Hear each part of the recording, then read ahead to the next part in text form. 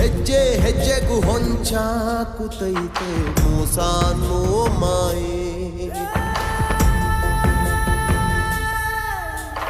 ಗೆಜ್ಜೆ ಕಟ್ಟಿ ಕುಣಿದಾಡುತ್ತೈತೆ ಸಾವು ಎಂಬೋ ಛಾಯೆ. ಕೆಡುಕಿನ ಜನಗಳ ಭೋರ್ಗರೆತ ಎತ್ತಣ ಹೊಯ್ದಿದೆ ಈ ಸೆಳೆತ.